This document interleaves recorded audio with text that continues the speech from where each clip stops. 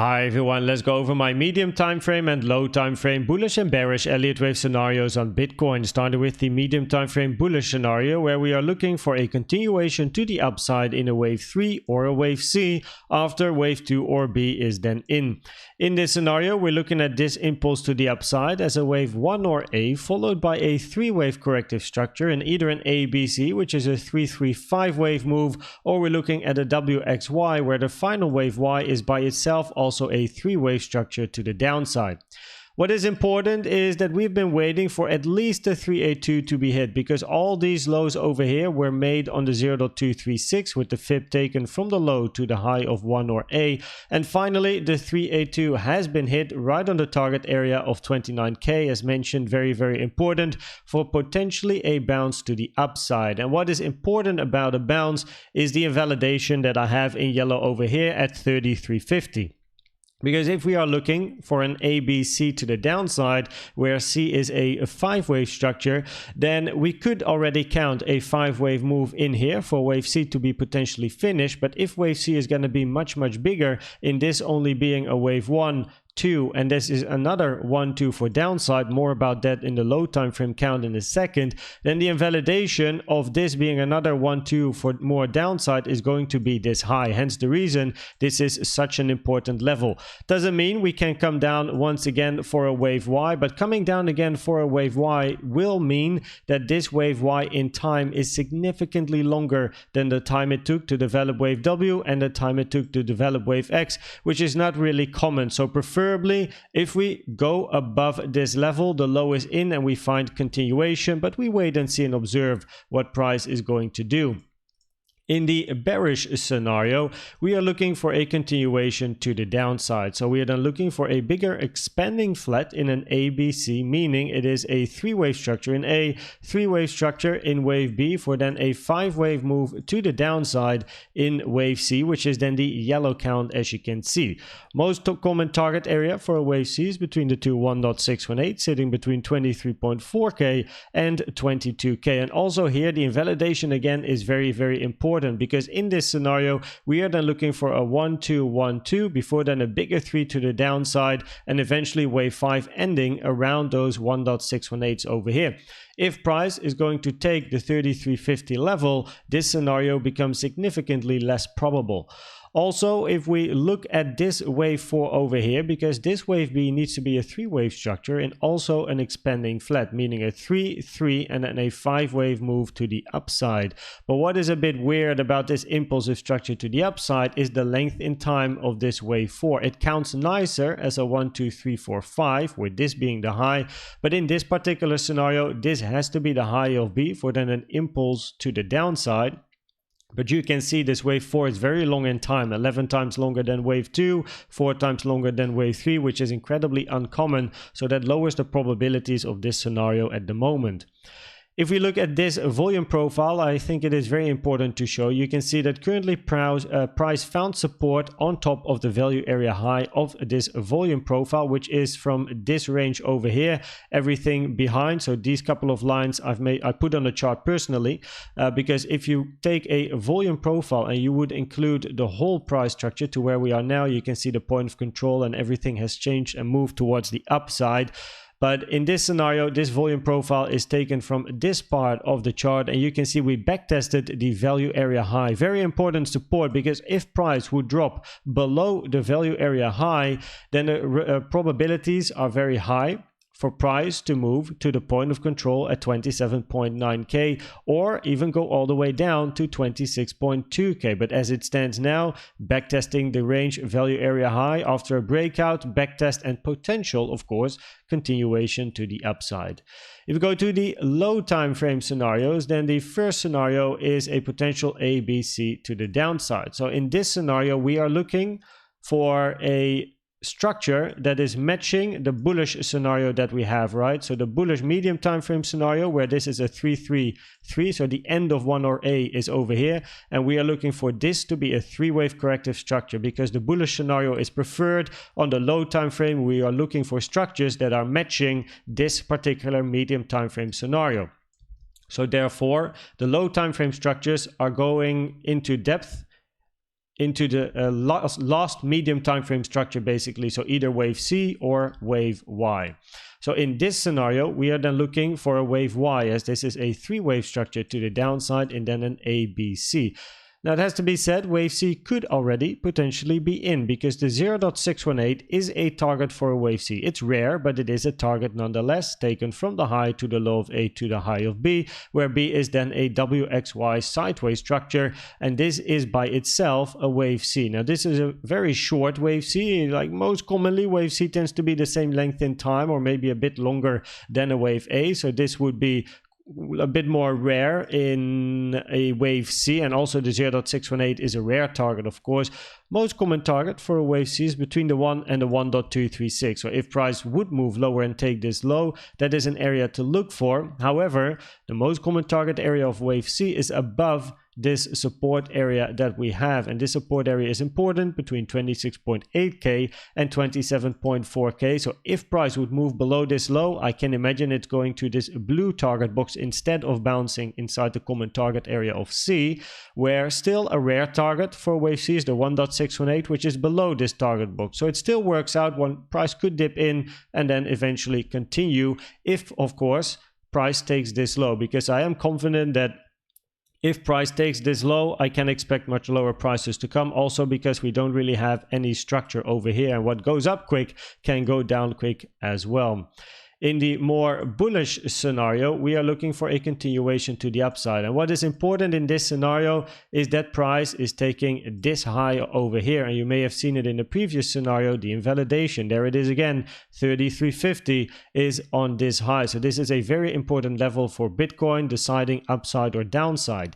In this particular scenario, we are looking at this to be a wave A, B, and then this is a wave C, 5-wave structure to the downside on the medium time frame. So in this scenario, we then have a 1, 2, 3, sideways 4, and eventually a wave 5, where the 0.618 is a common target for wave 5, so that's fine, taken from the high to the low 3 to the high of wave 4, and as you can see, very nicely respected. Now, of course, in the bullish scenario, you like to see this one being the low for then continuation to the upside. If we look at the CVD divergences, we still have the higher time frame CVD divergences, bullish CVD divergences between the higher low on price, lower low on the CVD, but also more locally, we have quite a lot happening. So if I zoom in over here, then what happened more locally is we had, because of course I was gone for a few days, we had a higher low in price, lower low on the CVD. This high was taken nicely. Bullish CVD played out. Then we had another bullish CVD when price then eventually dipped to the downside again. Again, higher low on price, lower low on the CVD. This being the target, also taken. Brilliant. Then we had a bearish CVD, which actually got invalidated as price kept pushing towards the upside. Also because we had more bullish CVD forming. I actually forgot to put those on the chart. And then price over here moved to the downside again, creating bullish CVD divergences. Now, interestingly, it also creates a little bit of bearish CVD divergences with this candle over here. It's not a great bearish CVD divergence, because preferably what you like to see is a clear structure to the downside with some waves, then a retracement, and then a bearish CVD with the actual high and then the lower high. But in this case, there's not really a great structure, and this is an in-between high, as I call it. So it's not the greatest, but nonetheless one to keep in mind. And if price is taking this high, this bearish CVD is invalidated. Now, the target for this bearish CVD is this low over here. And if we go to the AGGR chart, you can actually, of course, if you can see all the CVDs if I show you the whole range basically. But if we go to the more recent price action, actually go to the 5-minute over here, then you can see lower high on price over here, lower high on price, but we have a higher high on yellow as well as a higher high on blue. But again, it's not the greatest CVD divergence. So we have, and we also retraced quite high compared to this high already. Let's see. We're getting towards the 886. So let's see how this is going to play out, right? We do have news today. So we have news at 2:30 p.m. Central East European time. So make sure you trade safe around these hours, because price might be very volatile. And then finally, if we look at the probabilities of the different scenarios, then currently on the medium time frame, the probabilities are more geared towards the bullish scenario, right? Where we are looking for continuation to the upside, either wave C then already being in, or looking for a Y. But again, if this high is going to be taken, the probabilities will definitely increase for continuation. So let's wait and see what's going to happen, because I update you like many times a day, right? So we can take it easy, take it step by step, but preferably this is then the low of wave C in an ABC, where also this wave C is a good length in time compared to A and B, because if wave C is going to be much longer, and this being a wave like 1, 2, 1, 2, big 3, 4, 5, well, in this case, it is more likely that this is the end of 5, and then this is somehow like an A, B, and you get a bigger C. But because this medium time frame scenario is currently not preferred, I prefer this scenario instead, where this is 1 or A. It's nicer for wave C to end over here somewhere, because then it's time-wise, it just matches better, right? And time is important. Now, if we go to the low time frame scenarios, the Elliott Wave probabilities from an Elliott Wave point of view are currently a bit higher for upside, because, and if we take the low time frame bullish scenario, first of all, if this would be a potential wave A, in the bearish scenario, say this is an A and this would be B, and you would be looking for a 1, 2, 3, 4, 5. This wave 4 over here has a cross price action with wave 1, which invalidates an impulse to the downside. It can't be a diagonal, because then it's an expanding diagonal, which is extremely rare. You don't like to see that. So this being a 1, 2, 3, 4, 5 for me is invalidated. Besides, this wave 3 actually has lower volume than wave 1 as well. So it doesn't really make too much sense. So then I would prefer this to be the high. Now price moved to the downside, so this can still be potentially a wave 1 and 2. Price filled this gap very nicely, hit the order block over here and rejected, so that's at least something. But if price would move towards the downside, then we have to keep an eye on time, because this wave C shouldn't take too long anymore in a potential WXY like this, where if we go to the medium time frame bullish scenario, of course for a wave Y, price doesn't have to go all the way up here. This can already be a wave Y and then an A, B, and then a 5 wave C to the downside, where we are going towards the 27k area, right? So then the invalidation is this high at 3350, but this being a wave Y would be my favorite wave Y. Instead of going up and down, I would then prefer to see price going down, continuing down, and then this being a W, X, and then an A, B, C to the downside in wave Y to finish 2 or B, and then a move towards the upside. It does mean that wave Y again it is quite a bit longer. If we take a fib time from the beginning of or the end of 1A to the end of W, and we put it on X, then you can see that currently as we speak, price is right on top of the 1-to-1. So wave Y is already as long in time as wave W. Now I would allow wave Y to go to the 1.618. That's fine for me, which is Friday 10 a.m. in the morning Central East European time. So we still have some time, but let's observe what happens more locally and see if we do get that move to the downside or not. But as it stands now, some upside could potentially be preferred. Actually, I make myself doubt a little bit because of this very sideways ranging structure, which is definitely not really looking impulsive. I think I might want to change this to looking pretty neutral at the moment, and I need some more price action locally to observe or actually give probabilities to the different scenarios. Because yeah, it's a very sideways ranging structure. I haven't looked at the micro as I literally came back from the UK. So okay, keep this in mind, and the 1 p.m. update hopefully is a bit more clear.